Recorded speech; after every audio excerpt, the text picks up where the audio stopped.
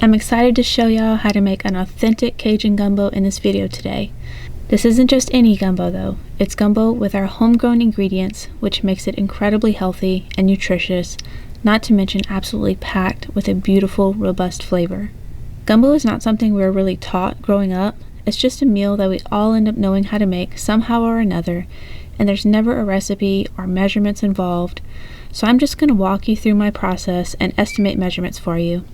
I prefer to make gumbo and nearly everything else in cast iron. You might notice that a lot of Cajun folks cook gumbo in a Magnolite pot, but since there are health concerns with aluminum cookware, I prefer to just stick with cast iron.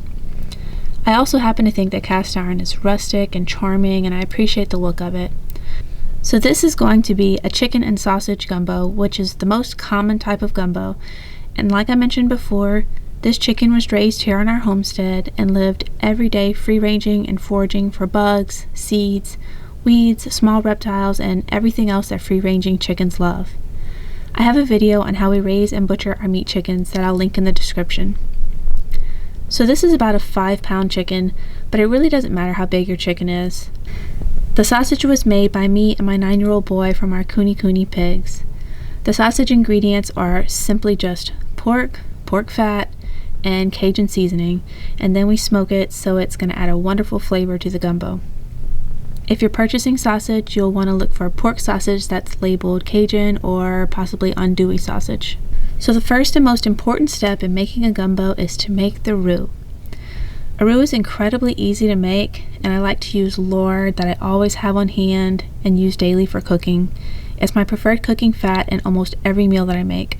So again, I'm not really a measuring type of gal, but I'd say I use about 3/4 of a cup of lard and melted it on medium to medium-high heat. To that, I added about 1 cup of flour.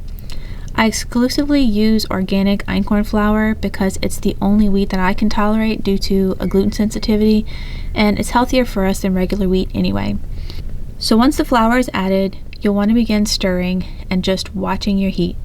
You'll likely have to adjust the heat up and down several times while making your roux, and that's totally normal.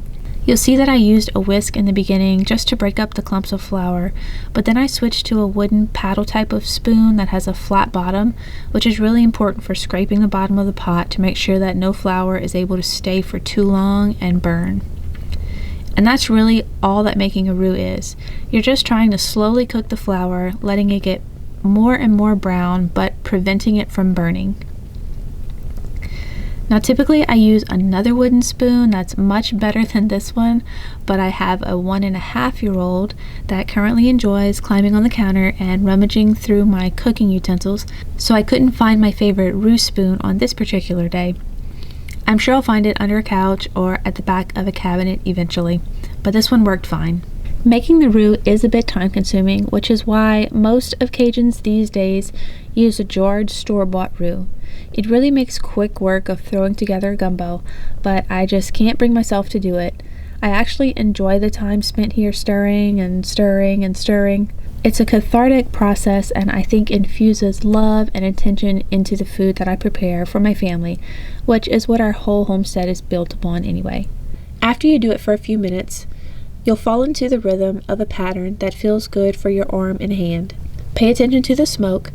When mine starts to smoke, I turn the heat a few notches down, and when it seems like the roux gets too liquidy or thin, I turn the heat up a few notches. All the time, it'll be getting a bit more brown, and you'll want it to get to a deep golden brown color for that robust gumbo flavor. If you have to walk away from your roux, you can get someone to stir it for you, or you can just turn the heat off. So here I have it the color that I want it to be.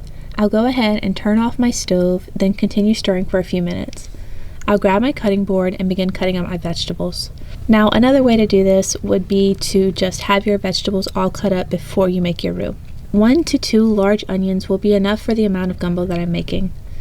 Now, typically these would all be vegetables from my garden, but I didn't have a great crop last year because the chickens got into the garden and destroyed the several hundred onion starts that I had planted, along with just about everything else. We've been having a real big problem with chickens getting into the garden since our dog died. He did a great job of herding them back into the pasture when they would find their way into the garden. So amendments are currently being made to try to solve the chicken in the garden problem. You might notice that I'm using a smaller cutting board on top of my very large, permanently placed cutting board. I like to use a smaller one specifically for onions because the onion flavor will stay on my large cutting board, and that flavor will transfer to other things that I cut there, no matter how much I clean it and try to get it off. I also have a specific cutting board that I use for raw meat. Otherwise, everything gets chopped on the big board that I love so much that I designed my entire kitchen space around it. Next, I'll chop up a bell pepper, and I'll do that right on my main cutting board. I'll add that to the onions, then on to chopping the celery. Here I used about 5 small stalks, but you can use a little more or a little less and it'll be fine. You can see now that my roux has cooled and it has darkened a good bit. It's also thicker and more of a peanut butter consistency. I'm going to turn the heat back on to medium and add the veggies. Give it a good stir and kind of just watch for the veggies to start wilting a little. I might walk away for a few minutes, but I keep a close eye on it because I don't want that roux to burn. After about 7 or so minutes, I added a cup of water and stirred it in real good. Then I'll just leave it on medium heat while I work on cutting up my meat. First is the sausage, and you'll notice that I probably could have filled this casing a bit more. It's kind of shriveled, but it's getting cut up anyway, and the flavor is still amazing. The thing with making sausage is that it takes a good bit of practice to get it just right, but we're only making sausage a few times a year, and after that much time has passed, we kind of get rusty. My husband cut up the chicken for me at this point because the baby wanted me and only me. I asked him to just cut it up into 8 pieces for me. Alternatively, you can cook your chicken ahead of time any way you like, maybe roasted or in the Instant Pot. Then you could pick off all of the cooked meat and add it to your gumbo. Here I went ahead and added the raw pieces of chicken with the skin, bones, and fat all attached because I didn't have any broth on hand to use as my liquid for the gumbo, but I still really wanted the nutrients that you get from making bone broth. So by doing it this way, adding the whole raw chicken, including the backbone, into the gumbo to simmer for a couple of hours, I'm essentially making the bone broth right into the gumbo. I seasoned each piece well with Tony Chachere's, which is a Cajun blend. You could use any Cajun seasoning, it really doesn't matter. I have several that I keep on hand, but I make sure that they don't include MSG or anything else that I don't want in there. Then I dropped the pieces of chicken in, and some people cook the chicken for a while this way, but I went ahead and just added water right after the chicken. You could also add your liquid, either broth or water, first, then add your chicken. It really doesn't matter. Just get it all in there one way or another. I didn't get a shot of me adding the sausage, but you can do that right along with the chicken. Then you just cover the pot and let it simmer. I took a minute to tidy up the house while my family was enjoying the beautiful afternoon sun outside. I arranged furniture and pillows and picked up toys. Just a quick tidy to bring everything back to a peaceful state so that they could come back inside to a warm, cozy home and smell the comfort food gently bubbling on the stove. You want to continue to check your gumbo every 20 minutes or so.